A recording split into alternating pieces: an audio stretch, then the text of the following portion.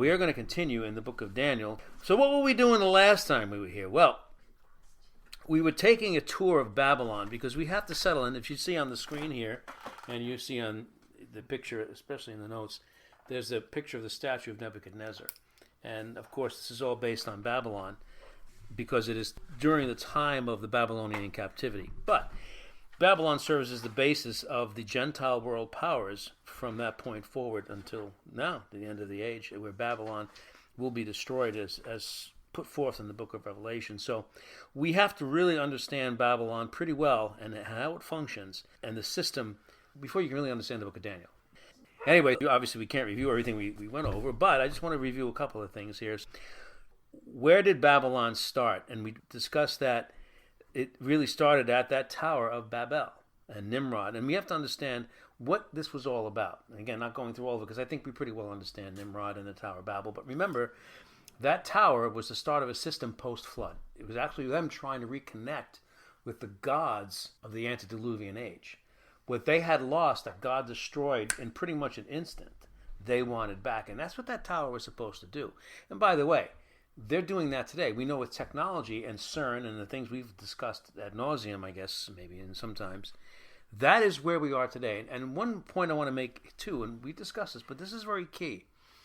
God only said, and I'll say only said, at the time when Nimrod was building the tower, he built the city, and he also built Nineveh and other cities, too.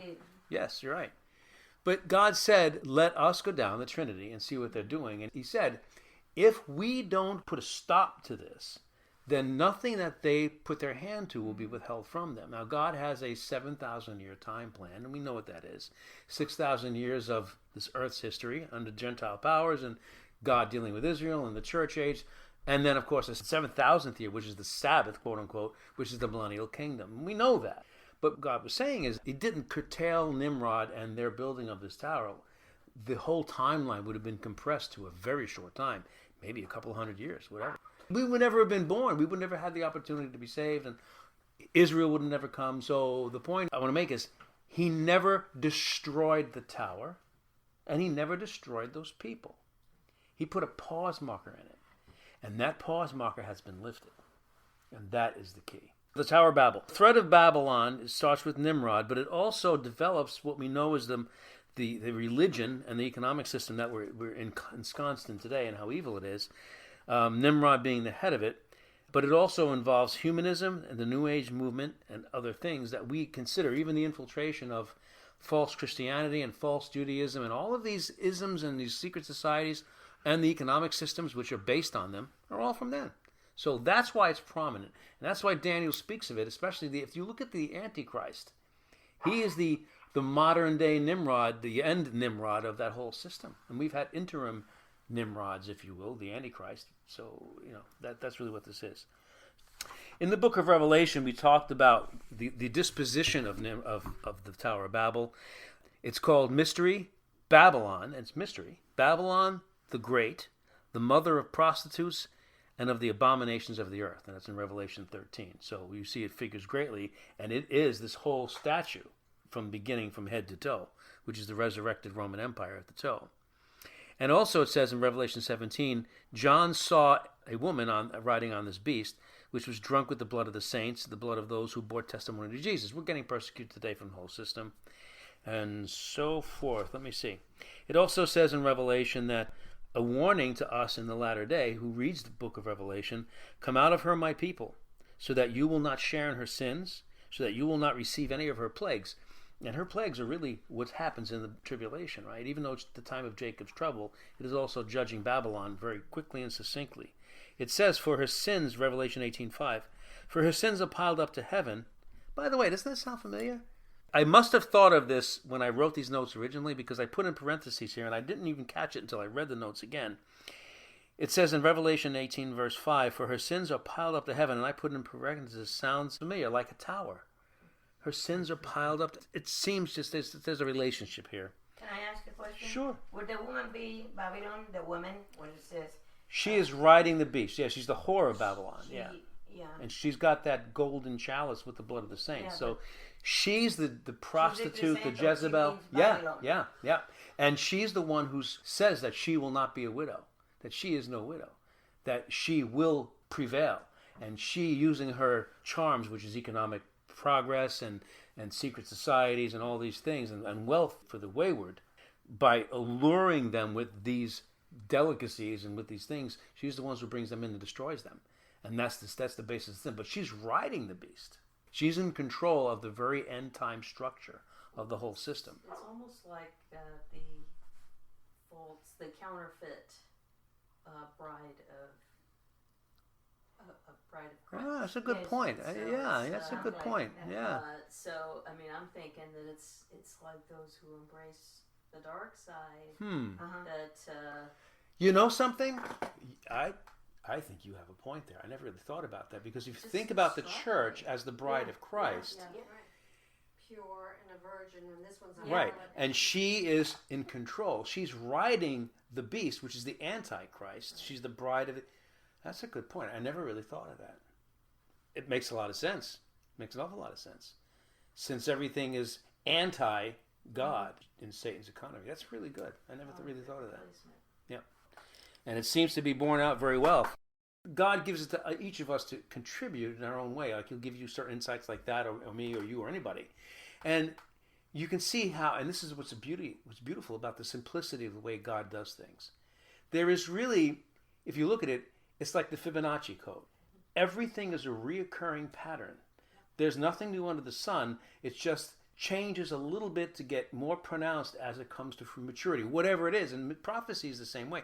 And this whole system, and that's one of the reasons, like you go back, the mother and son cult, which Nimrod started with his wife Semiramis and their son Tammuz, which became the Catholic religion with the Virgin Mary and the ever babe Christ, who, and by the way, Tammuz was supposedly the resurrected husband who became, Nimrod became Tammuz when he was killed. Resurrection, that's what the Yule log is about. So it's these recurring patterns that Satan uses as a strategic play against God in this chess game. They have the same moves, but their pieces are black or white. It really is interesting, and that's a good point to amplify that. Yeah. It says to her that the judgment is going to be, give back to her as she has given, but, here's the extension, pay her back double for what she has done. This is Revelation 18:6. And mix her a double portion from her own cup. And how many times do we see in Scripture that people are allowed to build snares, they build traps, and they themselves step into it? Fall into it. Right? And God uses that to trap them. And that's exactly what the tribulation is going to be. That's why we're seeing it now. The whole system is cursing itself. And that's how God brings them into derision. It's very interesting. The final disposition of this we see in the book of Revelation is when the kings of the earth who committed adultery with her, that woman on the beast, the mystery Babylon, and shared her luxury, when they saw the smoke of her burning, listen to what they did. They will weep and mourn over her, terrified at her torment. They will stand afar off and cry. They won't try to save her. They're going to be so scared of this whole thing because they'll know it's God. And they'll know they can't do anything else. They will abandon her in a minute. And the merchants of the earth will weep and mourn over her because no one buys her cargoes anymore. The whole system will collapse. Cargoes of gold, silver, precious stones, and all of that. Woe, woe to a great city dressed in fine linen, purple and scarlet, and glittering with gold, precious stones, and pearls, which is what she built. In 1 hour, such great wealth has been brought to ruin. So, that's it. It's true that the country was the richest one at one time. Well, think of it. I mean, if you look at this country, we are by far the richest and most prominent country to ever grace the face of this earth. Even when you take into account Babylon, which was the head of gold. Let me put it this way. It says in the book of Daniel, and this is key, that the beast and that system will destroy the people with prosperity. And that's really all it takes. This is a big news. The things that we have, because what do we do when we are prosperous? We all of a sudden are insecure because we have so much. All we're concerned about is losing it, pretty much, in this country. If you think about it, most people, they look at their 401ks or they look at their lives and they see they have everything they want, at least they think they do, and everything, and all they're looking to do is get more and consume more. We forget about that. Right. And the problem is that when there's threat of that collapsing, which is what you see, what that happens every day. We're always told, well, be careful, this is going to collapse, we're going to have EMP attacks, all the scare tactics. You give away your freedoms, you give away your right, and you also give away your morality and anything else to say, just protect us. And that's the noose. That's the news. Anyway, there's much more about this that we could cover, but I just wanted to set the stage. So that's Babylon, and that's the system we live in today, and that's what's going to be taken into account very soon. And by the way, Israel was really taken into it. Matter of fact, Israel was held captive in it for 70 years. So we're going to pick up in Daniel now where we left off. The Jews were punished over a period of 490 years, from the time Joshua captured and divided the land among them to the time of the captivity in Babylon. They missed all those Sabbaths, so they had to be punished for the land. So the land, God made the land spit them out by getting them out of there. So 490 years, and we know that they failed to keep a total of 70 sabbatical years, which is every seventh. So it's 490 times divided by 7 is 70 years, and that's how God did it. And it was foretold back in the book of Chronicles. I wanted to read a document that I wrote when I taught this class the first time. It really puts some things together here. So as you're looking at that lineage of Babylon, I want to just go over that. This is what I wanted to do partly in this lesson here. How Babylon started. Well, where did Nimrod come from? The lineage before the flood. It was Adam and Seth, Enosh, Kenan, Mahalalel, Jared, Enoch, Methuselah, and Lamech. And I know you studied this stuff. Lamech is the father of him. Yep. And the lineage after the flood, now post-flood. So these people before the flood were involved in the system that they want back. The lineage after the flood was, let me just start this here. Okay. We're going to about 10 minutes. Noah, Shem, Ham, Japheth, Cush, and then Nimrod was after that. Cush is Ethiopia. Yeah, Cush was the father of Nimrod. So I don't know if he's Ethiopian. I thought it was Lamech, the father of... Well, Genesis 10:8 says Cush was the father of Nimrod. Yeah. Oh, no, Yeah. So I don't want to go too far in lineage right now. That's why. So I just want to start pre-flood and post-flood because this starts happening right after the flood. We're going to read Genesis 10, verse 8 through 12. Cush was the father of Nimrod. Now listen to this. Who grew to be a mighty warrior on the earth, a mighty hunter of men.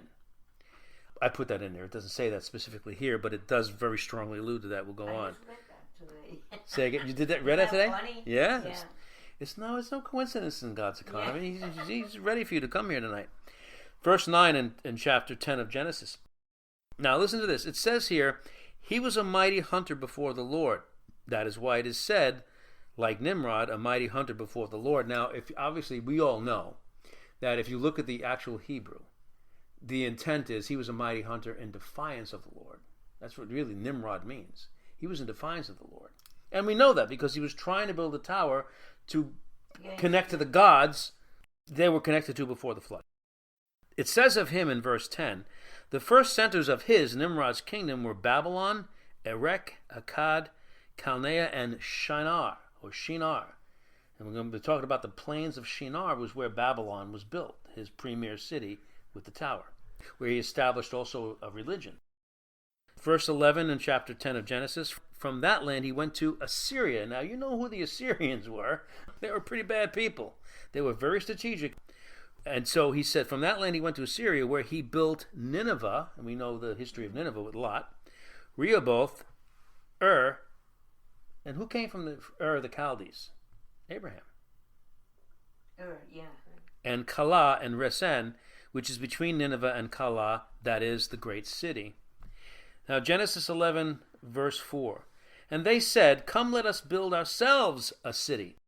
What I think was really good here, we see just before this, chapter 11 we're reading now, before this tower, we're told of a lot of things he did. He just didn't show up on the scene and build the Tower of Babel in Babylon. He was pretty busy enslaving men, building cities. When God told people to disperse, he was in league with those gods, which were the angels who had jurisdiction over the earth at the time.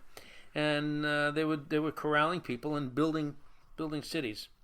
So he said, come, let's build a city with a tower that reaches to the heavens, so that we may make a name for ourselves and not be scattered over the face of the whole earth. And I'll add, like God wanted them to be. So God dispersed them. But Nimrod didn't stop there. Let's look at the religion that Nimrod started here. After the flood, Satan diverted the attention of mankind from the coming Savior through the rise of a false religion, Mystery Babylon. The base of the satanic counterfeit salvation was the myth that after Nimrod's death, his wife gave birth to a son whom she named Tammuz. In the Babylonian myth, Tammuz was killed by a wild boar but was resurrected. There's another version of the story where Nimrod was killed and was born again as Tammuz. So the husband is now the son. Either way, this became a major false religion that was centered around mother and son worship. The worship of Nimrod's wife, Semiramis, as the queen of heaven. And we know that Ezekiel talks about Israel saying, we're going to worship the queen of heaven. We know we're doing wrong. We're going to keep doing right it. now, that's what the Pope is saying. That's right. They are trying to make it the queen of heaven. Well, sure. They already think she is. She's called redemptress, right? And so you look at all these people who call themselves Christian who are Catholics. So it's alive and well. What was their religion? It was what was called it was Nimrod's religion. It was called the Babylonian myth, or the Mystery Babylon. Mystery of Babylon? Yeah. Listen to this, Jeremiah 7:16. This is what God is saying about Israel when they were worshiping, or actually weeping for Tammuz, because they were looking at, instead of weeping for their Messiah, who was sacrificed, they were weeping for Tammuz before all of that, right? It says, do not pray for this people. Wow, that's a strong command. Don't even pray for them. Do not pray for this people, nor offer any plea of petition for them. Do not plead with me, says God, for I will not listen to you. Do you not see what they are doing in the towns of Judah and in the streets of Jerusalem? And they're doing it today. Now listen to this. This is perfect, because this goes to the Queen of Heaven, which you just mentioned. Listen to this. This is what God says. Why doesn't he want us to even, he's so disgusted, he won't even hear prayers for them. Because the children gather wood. The children are involved. They gather wood. The fathers light the fire. And the women knead dough and make cakes of bread for the Queen of Heaven. By the way, this is all in Jeremiah. You know the hot cross buns that they use on the festival of Ishtar, which people call Easter, which it's Passover. But the hot cross buns are an extension of baking cakes of bread to the Queen of Heaven. They pour out drink offerings to other gods to provoke me, God, to anger. But am I the only one they are provoking, declares the Lord? Are they not rather harming themselves to their own shame? And I dare to say it's the same for the church today. I mean, what is the major end time issue with the church? The great falling away before the time of the beast and the Antichrist comes, right? That's a major step. And how is that happening? Through what Paul, and it was mainly Paul, but others were warning us warning them back in the New Testament, in the early church, of all these false teachers, all these false prophets. And what do we have today? Everybody's a prophet. Everybody's got the correct form of Christianity. Everybody's doing yoga. Everybody's got all of this inflection about everything but the truth. And so what do you have today? You have a mess. So aren't they doing harm to themselves, to their own shame? So Jeremiah 7:20 says, therefore, this is what the sovereign Lord says, my anger and my wrath will be poured out on this place. This is the defiance, and I see this in the church today, in general. Listen to this. Jeremiah 44:15 through 19. Then all the men, this is the Israelites, who knew their wives were burning incense to other gods, along with all the women who were present, a large assembly. And all the people living in Lower and Upper Egypt said to Jeremiah, the weeping prophet, we will not listen to the message you have spoken to us in the name of the Lord. Right to his face. We will certainly do everything we said we would. We will burn incense to the Queen of Heaven, and we will pour out drink offerings to her, just as we and our fathers, our kings, and our officials did in the towns of Judah and in the streets of Jerusalem. At that time, when they did these things, we had plenty of food and were well off and suffered no harm. But ever since we stopped burning incense to the Queen of Heaven, because Jeremiah is telling them to stop doing it, and we stopped pouring out drink offerings to her, we have had nothing and have been perishing by sword and famine. And then the women added in Jeremiah 44:19. This is on top of the defiance. The women, when we burned incense to the Queen of Heaven and poured out drink offerings to her, did not our husbands know that we were making cakes like her image? So it's not our fault, it's their fault. And pouring out drink offerings to her, didn't they know? And they didn't stop us. Anyway, that's the rest of the story there. I don't think I need to go anymore. There's a lot more here, but I don't want to waste time doing that. But I hope that gives you an understanding. What started right after the flood, even parts of Noah's family, which came through, continued on to this day. And remember what Moses said. There were giants in those days and thereafter. This is all part of the system. And it says that, and I forgot exactly where it says this in Scripture. I can look it up later, or you can look it up. But it says that Nimrod began to become something else. He began to become a Gibborim. He was becoming one of them, genetically altered. Now, I'm not making this up. Scripture actually says it. I understood today when I was reading. Did you read that part? Yeah, I Okay. think so. Yeah. But you notice how God said to Adam and Eve, in the day that you eat of that fruit of the tree of the knowledge of good and evil, in that day you shall surely die. Yeah. Well, he lived up to his word, didn't he? Because if a day is as 1,000 years, and 1,000 years is as a day, no one ever lived more than a day after they ate. The oldest person who ever lived never lived a whole 1,000-year day. 1,000 years. It's like stop before 1,000 years. Well, because in that day you shall surely die, and every human being has died in that day. So think of it. I mean, God, He's not fooling around, and everything is, and that's what's wonderful because we know, and that's what the fun thing about studying is that there's no way that you could be disappointed in God's, and you can't go too deep. It's always go deeper and deeper, and everything's coordinated. Yeah. Everything coordinated. That is so hard to understand sometimes. Yeah. Especially when people try to learn Revelation. It's very hard for a lot of Well, so we can talk about that some other time, but I had some interesting conversations, a conversation with some people who go to the church I go to now. We met them in a restaurant. I don't want to get into it now, but, it's amazing to me because the point I wanted to make is that, especially today, I don't know, maybe it's not especially today, but it's disappointing to me because these people are certainly Christian. They're certainly saved. And you start a conversation with them, it's like they don't even have the first clue of what you're talking about, especially now, when we're living in the middle of this, right? And so the excuse is, well, there are so many opinions that really no one knows what the book is about. We got to live here for now. We got to spread the gospel, so just concentrate on that. And I actually said, then why is the book there? Why does it say in the beginning of that book that he or she who reads it is blessed? And they go, oh, like they never thought about that. Well, you got to start thinking, Christian. But we do, and that's what's good about it. You don't have to have perfect understanding of the sequence of events. Right, exactly. You still get a lot out of the book of Revelation. Amen. Right. Amen. Right. And we won't. I mean, we'll have a lot of things wrong because there's no way to understand prophecy perfectly until you're looking back. Until you're looking through, you're looking in the rearview mirror. Right. Absolutely. And So the thing is everything else is a theory, so we could discuss theories and we don't have to be dogmatic about it. Exactly. And that is also part of getting along as Christians. But the thing is, as you see, a lot of prophecy that was predicted, I mean, especially Daniel, which is a book that was supposedly shut up till the time of the end, it's pretty open, which means that all of that stuff, as you said, is in the rearview mirror, which means that we're getting close to the very beginning. And actually, if you think about it, we're already in the beginning of the book of Revelation, if you want to get technical, because the first thing in Revelation that's offered to us is the letters to the seven churches, which is a historical review of the church age. And you have to understand a lot about how history works when you start seeing, like, I know that Satan is thrown in your midst. Well, you have to understand what all that means, the church of Pergamum, right? Because that's where the temple of Zeus was. But a lot of Christians don't know that kind of history because they don't think it means anything. But you need to know that stuff. Well, there are layers, too. There's layers. There's the historical Pergamum, but then there's also the symbolic application to Absolutely. Different characteristics of churches today. Yes, you're right. And each of those seven types existed in that day too, because that's who he was writing the letters to, the active churches.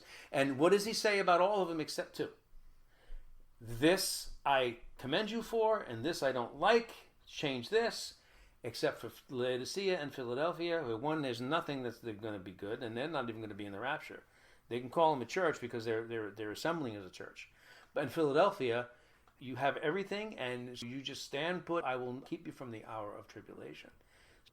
Just knowing that alone, God, please reveal to me what one of these church types am I? How many Christians actually even ask that, even if they don't know, as you said, the history? It's something to learn, and that's even before you get to chapter 4. Then the church is not mentioned anymore, and the rapture takes place. And that's another big thing today, is the rapture is so argued about. It's a shame. But that's where we are, because people don't know. They don't understand. Getting back to this now, which is interesting, Because now we have a real clearer understanding. I mean, again, it's so much more, but of what really the thrust of what Babylon is, and the echo throughout history, the tapestry it's woven, and what that means, especially when we look at the book of Daniel. So now they're in the Babylonian captivity, and the most powerful man, arguably, but not really so much arguably, that ever really owned the world, was given to own the world as leader of it under Satan. I think a very strong Antichrist type.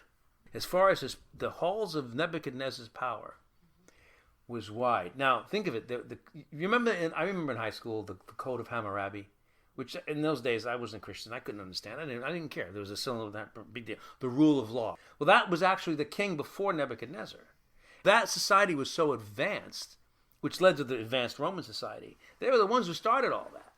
You look at this as the head of gold, right? And that's why it's the head of gold. And so they're being brought into captivity there. Under the greatest physical representation of Babylon since Nimrod was Nebuchadnezzar. So let's go to Daniel chapter 1:17, and it says here, actually let's go back. Let's go back to chapter 1, verse 3. Now we know that Daniel and his companions, they were taken in captivity. We got to start talking about who Daniel is, and we're going to move forward real quick from that. Daniel chapter 1, verse 3. Then the king Nebuchadnezzar ordered Ashpenaz, chief of his court officials, to bring in only some, of the Israelites, now listen to this, from the royal family and the nobility. A lot of people they think that Daniel was just some kind of average Israelite. Oh, no. Exactly, and elite. And Nebuchadnezzar, that's why he brought him in. These are the people who they renamed and used. Young men without any physical defect, sounds like a red heifer. No, it sounds like, yeah, Without any physical defect, Little right? man. Handsome, showing aptitude for every kind of learning, well-informed, quick to understand, and qualified to serve in the king's palace. Now remember, we saw vestiges of this way back in Egypt with Joseph. And Moses also was brought in as a special child. And today, these secret societies only take the cream of the crop from the top colleges, and even though a lot of them are not really that smart, they're educated, and they continue to be educated. So it's nothing new under the sun. Satan takes the best and tries to commandeer it for his kingdom. They were quick to understand, qualified to serve in the king's palace. He was to teach them the language and literature of the Babylonians. So they're going to be converted. Language and literature, that's language and culture, all of these things. And plus they're going to get renamed, as you see. Also, listen to this. The king, verse 5 in chapter 1, the king assigned them a daily amount of food and wine from the king's table. Now that sounds like it's really good. They were to be trained for 3 years. And after that, they were to enter the king's service. Mm-hmm. Now, with that as a background, verse 6, among these were some from Judah, which they captured, right? They pulled in. Daniel, Hananiah, Mishael, and Azariah. The chief official gave them new names. Daniel, the name Belshazzar.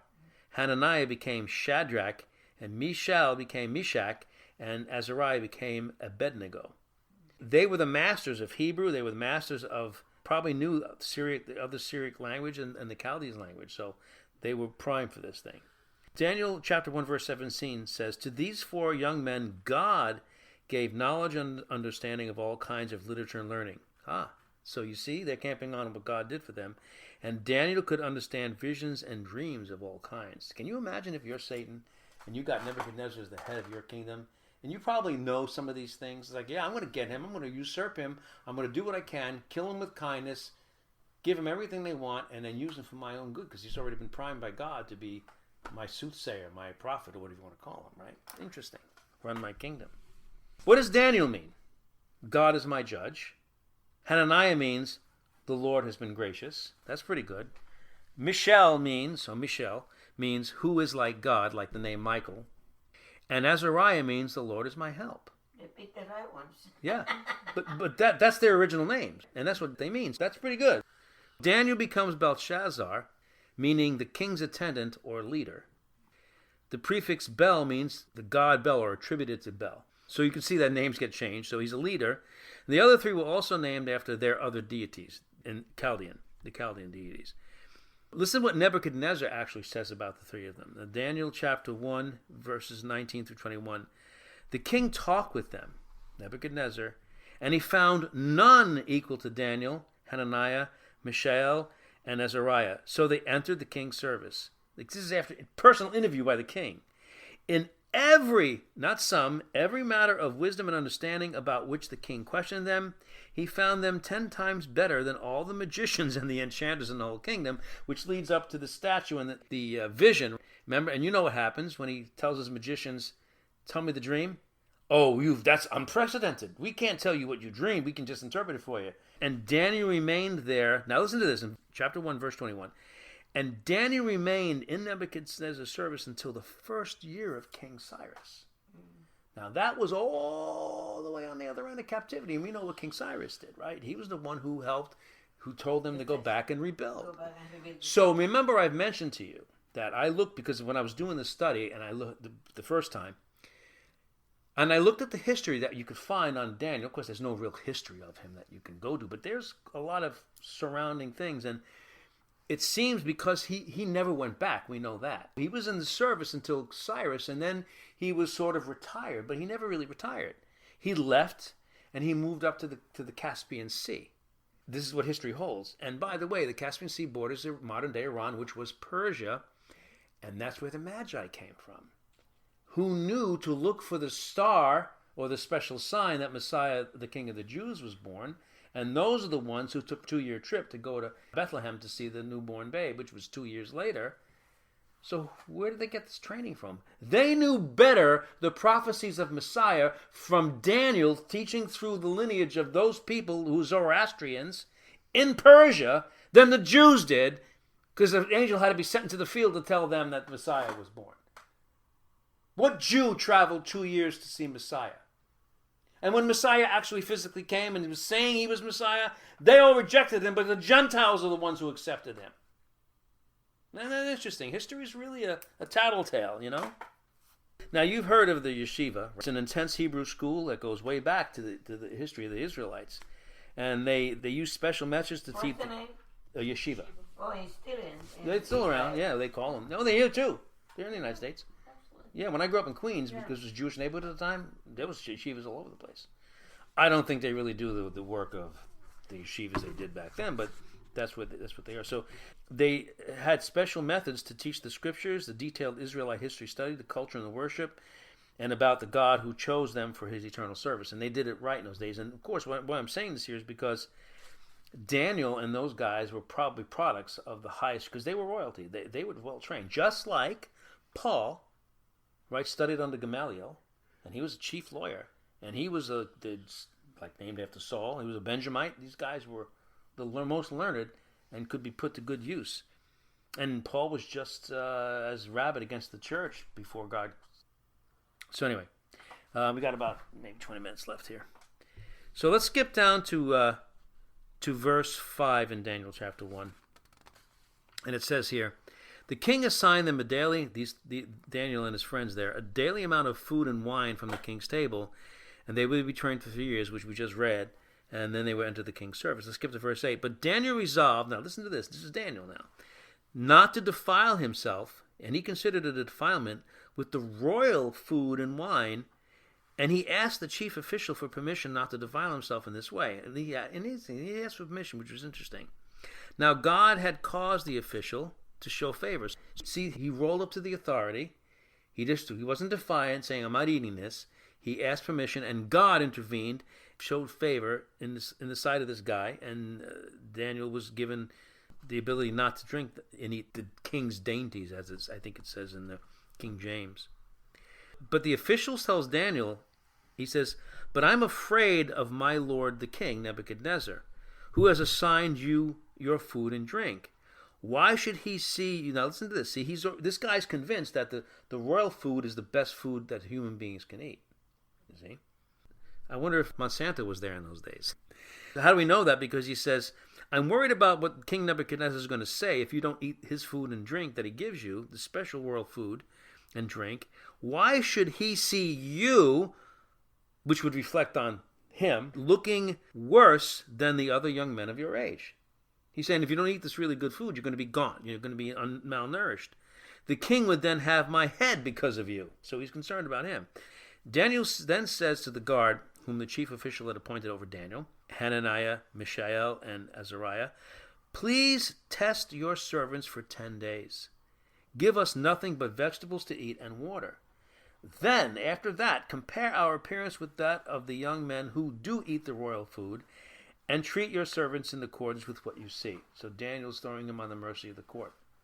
If we look gaunt and we look worse than them, then you can treat us accordingly. So he agreed to this and tested them for 10 days. It only took 10 days. At the end of the 10 days, they looked healthier and better nourished than any of the other young men who ate the royal food. I should find out what that Daniel diet is. So the guard took away their choice food and the wine, and they drank and blah, blah, and ate vegetables. First, let's face it. First of all, it wasn't really a kosher. And there was no worrying about in the king's food of clean and unclean meats, which they observed, right? And it was a firm decision that eating that would be sin for them, right? And so they had the resolve not to do it under pressure. That's pretty good. So do we feel that way? You know, when I was in that cult, the Worldwide Church of God, we didn't eat pork. We kept the Sabbath because that's what I understood at the time.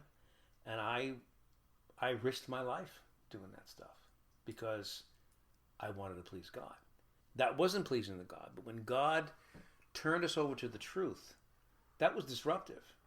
You know, now all of a sudden I can eat pork again, and calamari and scungili and all the things I love, which are unclean technically.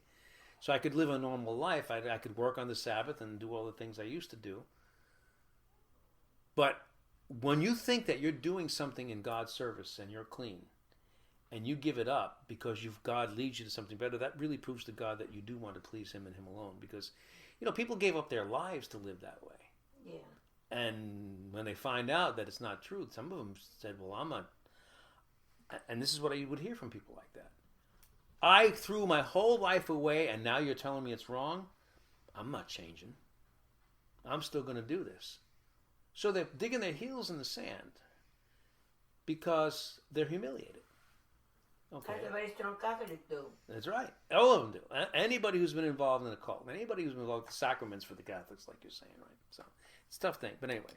So chapter 1 in Daniel shows us that God chose these three and prepared them for such a time as that, and then greatly used them in that time for these major prophecies. And I dare say we are here for such a time as this to be ready to understand these things because people are living through them right now. And are we ready to give an answer to the church? Well, we are, but I don't see anybody asking yet. Hopefully they do.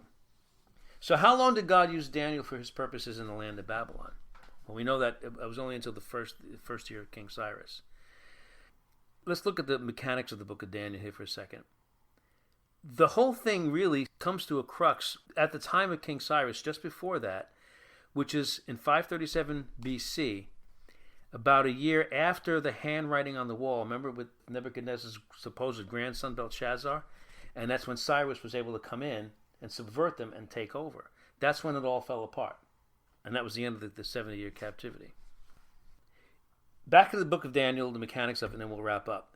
The 12 chapters in the book of Daniel are roughly divided into two major parts. Remember we talked about that in Ezekiel? Basically, the first half is retribution, and the last half is restoration. And remember, what was miraculous is that not only do we see the coming battle of Gog and Magog and all of that, but we also got a glimpse into the millennium, where all the land is going to be out, and we're going to see even David come back as the prince. There are so many things. Even the fourth temple is described, which we know. That's a pretty extensive book from end to end. If you look at the beginning and with all of the things, including the captivity, and then where we are today is almost at the end of that book. And so Daniel, you can kind of say the same thing, right? So Daniel is 12 chapters. The first 6 deal with Daniel and his adventures, which we're going to go through. But the last 6 deal with, just like the last part of Ezekiel, the far future. And that's really what we have to dwell on. Was that, well, the far future for them, but for us, it's here. The end time, the tribulation, the rise of Antichrist, and the second coming of Christ, which is not the rapture. By the way, you know that Daniel didn't see the church age. In his calculations in the 70th week of Daniel, which we'll get to, it's a parenthetical thing that he doesn't understand. He doesn't see it. He doesn't understand a lot of things that we take for granted in the church. It's interesting because he accounts for it, but is blind to it. The point is that Daniel really lays out these quote-unquote times of the Gentiles, which really the statue here is what this is about. And that's what the book does in the division of the two types, or the two ends of the book, the two divisions of the book. So now let's quickly just move to chapter 2 and just take a look quickly at the beginning of it. Chapter 2 really defines this thing called the times of the Gentiles. And that's what we have to really think about. We have to really think about what is the time of the Gentiles, because everything is keyed to the times of the Gentiles. Because we even know that we as the church, which came much later, we're keyed to the time of the Gentiles. When the time of the Gentiles is fulfilled, then all of these things are done. The church age is done. The tribulation gets taken care of. And that's it. The times of the Gentiles are done. We're down to the feet of this statue where Jesus comes and smites the statue, and we're done. We're down at the feet right now anyway. But we have to define the time of the Gentiles. So we're gonna pick up there. But it speaks directly to the seed of the woman, God's line of people, and the seed of the serpent, Satan's line of people. And these are running parallel right now. And there's ups and downs, and they don't really crisscross, but they're trying to run parallel. And Satan and God are running neck and neck in a two-lane race here. And I want to say neck and neck, not because Satan has the power to race with God, but God is allowing him to do all of these things. And I'll wrap up with this. I really do believe, and especially if you look at like Job and you look at the way God allows us to go through trials sometimes, we don't even know why. Sometimes they're very severe. We don't know if we're being punished. We don't know what it is. But I still think that God does it today, that he allows and even incites Satan to come against us, because Satan's always accusing us. You know, you touch their flesh, you touch what they have, you do this or that to me or you or any of us, and he or she will curse you to your face. I mean, it's this thing. So this whole mystery Babylon system is running alongside the church age. Is running alongside what God is doing, and it's going to continue until God calls checkmate. But the one thing that Satan has, which no living being can live without, is this thing called hope. Right? And let's face it, even people who are going to hell, who don't have Christ, they have Buddha, they have nothing, they think they're atheists, they think they're whatever they worship, they have hope in that thing. And as long as you have hope, people can do a lot of wonderful things. One last point I'll make. During the Holocaust, right after the Holocaust, World War II, they were asking the survivors, barely surviving out of those concentration camps, they were asked by the Allied forces, or some people interviewing them, how did you make it when you saw all of these loved ones and people you knew coming in with on the same precept you were, and they were killed, and yet you're still alive, barely, but you are. And you know what they said? We had hope. We knew that one day you would come to save us. So the question I have is, you mean no one who died before them didn't have that same hope? Except that hope just didn't pan out for them? You see the problem here? Hope is an illusion unless you have hope in the right thing. But that's why Satan still fights. And that's what this book is about. So we're going to continue on chapter 2.